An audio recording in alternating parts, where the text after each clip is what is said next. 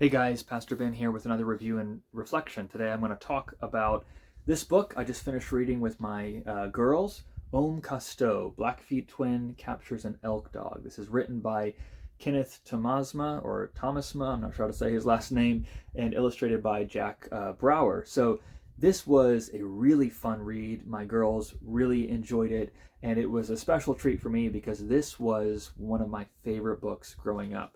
It was published in 1986, so a couple years before I was born. When I was growing up, being homeschooled, this is one of the books that we read. I think we were doing the Sunlight curriculum at that point, and it was something that they had in there. And I reread this book many, many times. What it's doing is telling the story of the Blackfeet Indian tribes in Montana and how they first encounter horses, which they call elk dogs. In fact, in the Blackfeet language still today, from what I understand, the word for horse is still elk dog in essence. So this is a really fun book for kids and even grown-ups to read, to get a fascinating window into history. So let me share a little bit about the book and some of its strengths and weaknesses, my thoughts on it. So Kenneth Thomasma, that's how I'm going to decide to say his name, Thomasma, is an author. He's a storyteller. I don't know if he's still active today. Again, these books were written back in the 80s and 90s. But this book is part of a series called Amazing Indian Children. This is published by Baker Bookhouse. I'm assuming the other ones are as well. This is the only book I've read of his. After rereading this, I'm very curious to get my hands on some of the other stories in this series because, again, I really enjoyed this. My girls really enjoyed this as well. I think he's got 8 or 9 books in that series, from what I can understand, telling stories of different Indian children from different Indian tribes. So if you're looking for something to help expose your kids to Native American culture, that's not just a kind of stereotype or only through the lens of settlement or colonialism. One of the things that I like about this is it's all taking place before the Blackfeet Indians have made any contact with Europeans. Now, obviously, European colonization is part of this story, because something that people may not know is that horses are not native to the Americas. There were no horses in North or South America before Europeans came. So this is part of the Columbian exchange, where you have things from the Americas going to Europe, things from Europe coming to the Americas.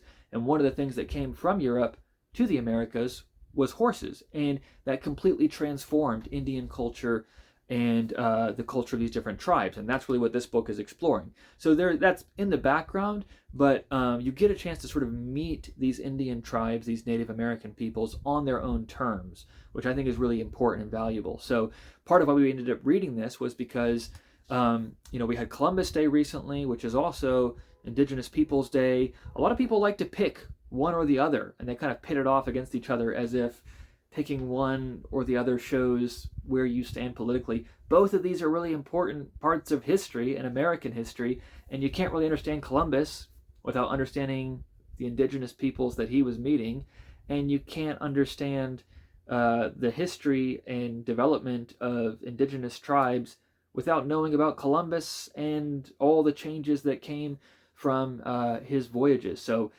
I think it's silly to pick between them. We do both to some extent, and that's part of what we're doing here. We read a lot about Columbus in school, and we also thought, let's read some about some of these Indian tribes. So we read this book about the Blackfeet Indians. So enough kind of setting up the story. What is this book getting at? It follows these twins who were born into the Blackfeet tribe, and apparently, again, according to the book, which is a work of historical fiction, but it's supposed to be historically reliable.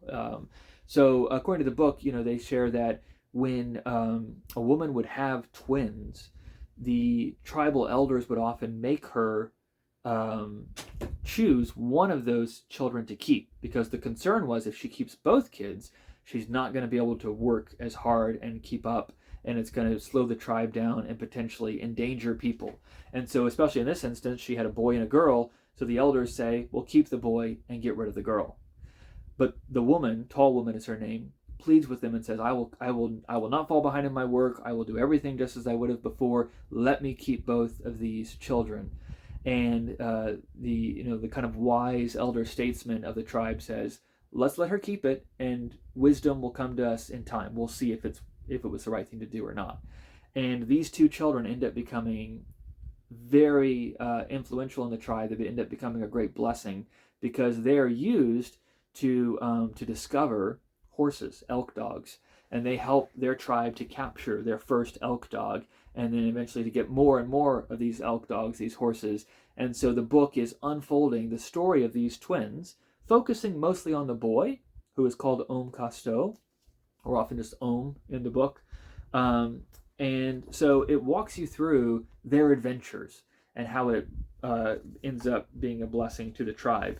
Sprinkled throughout the book are these illustrations. At the beginning of every chapter, you've got kind of small illustrations, larger page illustrations here. Really, really well done.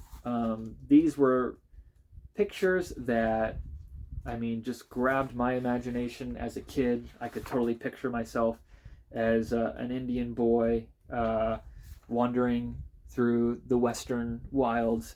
And one of the things that's kind of cool is in the front, it has a map of Montana where these things are taking place, and it kind of maps out some of where the events in the story are taking place. And sometimes within the book, the author will kind of like give a little sideline. Hey, this is close to Helena, Montana, or this is what we would call the Mammoth Hot Springs in Yellowstone today. So as we were reading the book, we were able to pause, and I could look up on my phone. Hey, here's the hot springs. Here's what Om-kas-toe would have been seeing. So I won't tell you every bit of the story, but it gives you a wonderful insight into how did these cultures function? What is it like to be part of a nomadic tribe? What did the Indians believe? Again, outside of a Western context, without any contact with white settlers, you're getting a kind of window into Indian culture on its own terms, which I think is really helpful and important for kids and adults to understand. And it raises some good questions, because it's not giving a verdict on all their beliefs. It gives you an opportunity to talk about, okay, so here's a tribe, they were wanting to kill or let one of these children die, How do we process that as Christians? They're talking about the great spirits or things like that. How do we process that as Christians? So I would say, as a pastor and as a Christian, read these books and have conversations with your kids about what different people believe and what the Bible teaches. But this is a book that gives you a good opportunity to have those conversations. It's also just well written. It's a great kind of adventure story. Kids can put themselves in the shoes of these twin Indian children, and it gives you an opportunity to just feed their imagination. Our kids were playing, all these Indian things, hunting buffalo and stuff for weeks after reading this book. So it will stimulate their imagination. It will inform their mind. It will give them a window into indigenous Native American cultures that they may not otherwise have, and it fills in some interesting puzzles in the story. I think a lot of people don't know that horses were not native here, and you get to see that transition. What was the culture like before?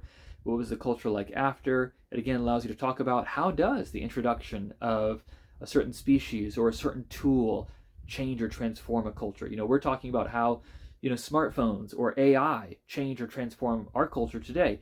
Well, you're kind of getting, a taste of that kind of thing here. There's a whole culture built around nomadic travel, but they don't have animals that they can hunt on or that can carry things except for dogs.